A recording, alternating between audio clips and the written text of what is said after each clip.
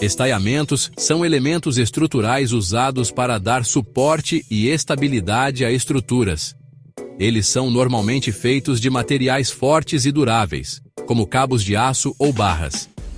Imagine um poste alto em pé. Ele está suscetível a dobrar ou até mesmo desabar sob seu próprio peso ou forças externas como o vento. Os estaiamentos agem como cordas ou cabos tensionados, ancorados firmemente ao solo ou a outros elementos estruturais.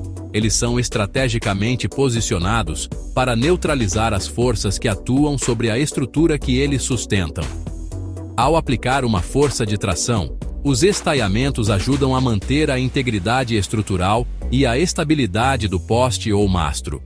Essencialmente, os estaiamentos funcionam criando uma rede de suportes triangulares. Triângulos são formas inerentemente estáveis na engenharia porque podem distribuir forças uniformemente, evitando deformação ou colapso. Os estaiamentos têm sido essenciais na engenharia náutica há séculos, particularmente em navios à vela. Mastros altos são cruciais para suportar as velas, que impulsionam o navio usando a força do vento. No entanto, esses mastros também são suscetíveis a forças imensas do vento e do mar. Para combater essas forças, os navios utilizam um sistema de estaiamento. Esses estaiamentos são cordas ou cabos, normalmente feitos de cânhamo ou arame, que conectam o mastro ao casco ou convés do navio. Eles são cuidadosamente dispostos e tensionados para fornecer suporte de diferentes direções. Por exemplo, os estais de proa vão da proa do navio até o mastro, impedindo que ele caia para trás. Os estais de popa, por outro lado, se estendem da popa até o mastro, neutralizando as forças para frente.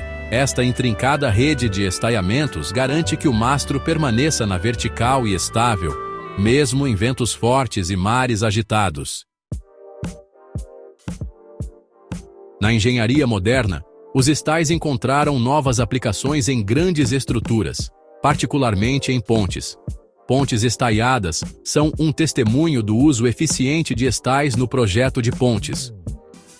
O uso de estaiamentos na engenharia oferece várias vantagens. Primeiramente, os estais são eficientes em termos de uso de material. Eles suportam grandes cargas com componentes finos. Isso resulta em estruturas mais leves e custos reduzidos. Em segundo lugar, os estais oferecem flexibilidade de projeto. Eles podem ser dispostos em várias configurações.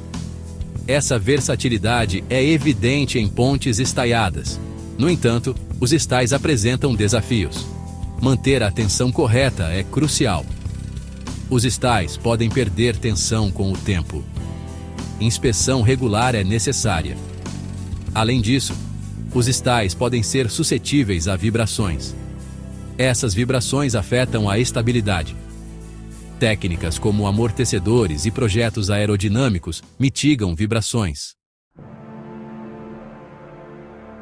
Pontes estaiadas são mais do que apenas estruturas de aço e concreto.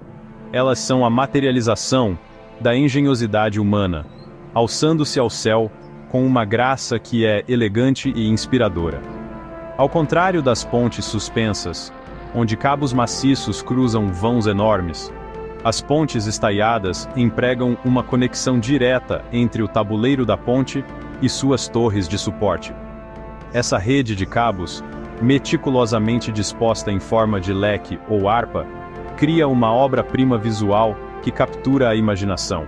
Do viaduto de Millau, na França, elevando-se sobre o Vale do Tarn, a ponte Erasmus em Rotterdam, Holanda, com seu pilar icônico, lembrando o pescoço de um cisne, as pontes estaiadas são testemunhos da proeza arquitetônica. Essas estruturas, cada uma única em design e propósito, redefinem os limites da engenharia, acrescentando um toque de arte às paisagens que habitam.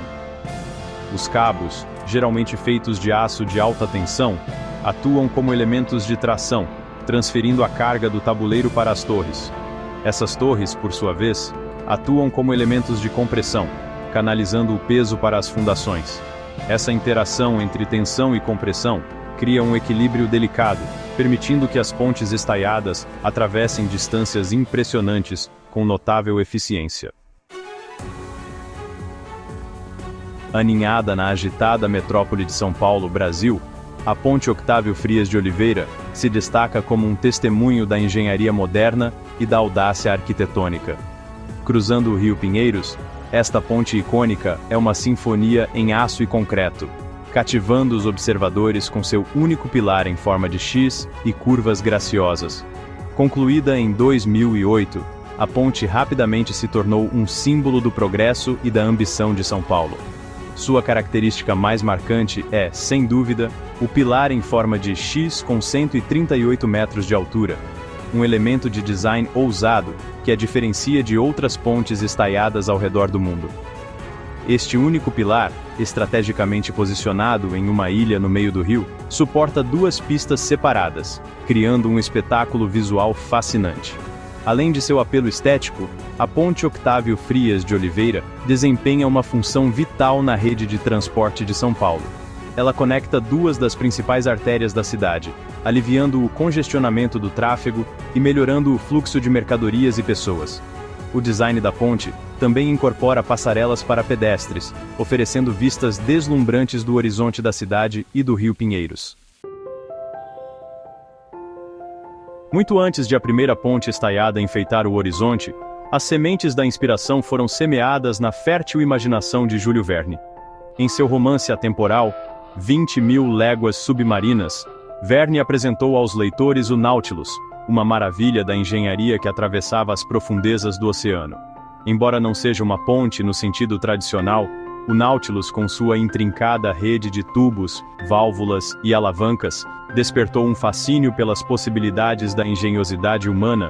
O Nautilus, como uma ponte estaiada, representou um triunfo sobre as limitações da natureza. Ele incorporou o espírito de exploração e a busca pelo conhecimento, expandindo os limites do que era considerado possível. As descrições vívidas e as ilustrações complexas de Verne despertaram a paixão pela ciência e engenharia em incontáveis leitores, inspirando-os a sonhar com um futuro onde tudo era possível. A influência de Verne em minha própria compreensão da engenharia não pode ser exagerada.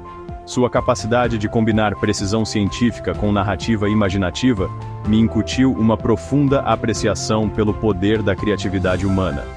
O Nautilus, com seu design intrincado e capacidades inspiradoras, serviu como um lembrete constante de que os únicos limites para as conquistas humanas são aqueles que nós mesmos impomos.